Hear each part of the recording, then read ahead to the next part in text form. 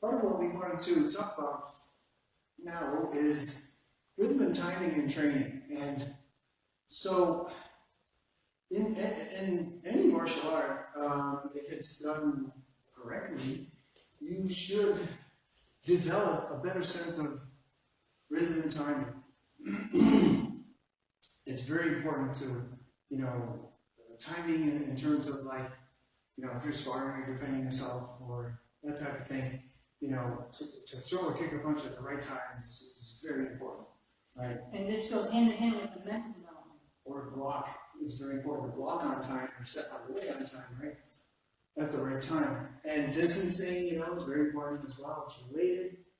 But, it's also really important to develop rhythm is related to that. Those kind of goes hand in hand. So a lot of the drills that we do, whether it's Jumyodo, warm-up exercises, even the simple things we did today, the Hojo Ando exercises, which we just did. Yes, Sanchin has a rhythm to it. Every kata has a rhythm to it, or different rhythms. The more advanced katas have sort of different rhythms, more complicated variations in that way. And even two-person drills and things, they all kind of have their own little patterns and rhythms to them, and so it's very important to do when you do, let's say, Hojo Ando. If you notice, we usually do it on a 4-beat, 4 count, right? I think I'm not an expert in music, but I think that's what it's called, isn't it? Yeah.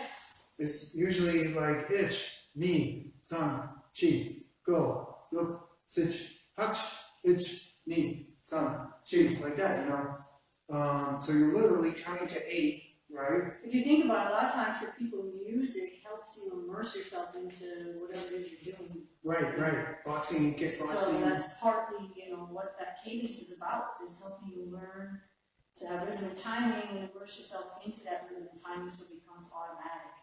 Right, and every movement, every strategy has a rhythm and flow to it, and when you first learn an exercise, you have to define what it is you're doing. So you're thinking about it a lot. You have to try to make sure you're moving your feet right, your hands right, you're getting the technical aspects correctly, and all that. So that's like stage 1 in learning, right? Then you get to the point where you kind of have it down and you don't have to think about it so much anymore.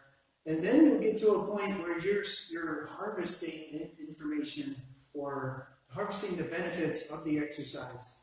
So when you do Hojo Ando, you're not thinking about, you shouldn't be thinking about the count anymore. You shouldn't be thinking too much about the technical aspects. Once you have that down. So now your body's learning how to move, right? With rhythm and timing and stuff like that. So you don't want to ever have a situation where you're always breaking up the rhythm of the exercises, or you're trying to play tricks on people, like as far as the putting pauses in there where they don't belong, or things like that.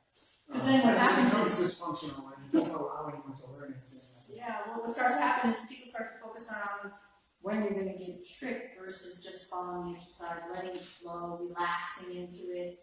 All the things that help build your muscle memory and your ability to stay calm in adverse situations, which, let's face it, all the martial arts that we do, that's one of their primary purposes, is to help you learn how to be calm in adverse situations and handle things in a way that works for any particular situation. So the more you know, the more you'll be able to flow from one thing to the next. And that's partly what we're talking about, the mental aspects of the cadence and learning how to have rhythm and timing so that it flows. Nice. Right.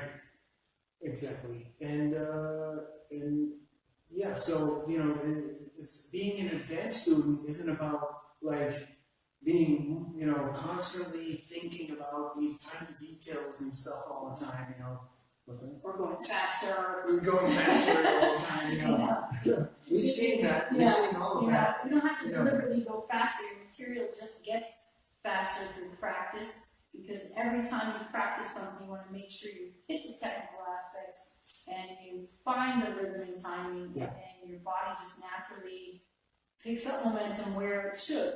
Yeah, and so once you master the sort of technical aspects of, a martial art, then you should really be able to relax and settle into this mode where your body is learning efficient movement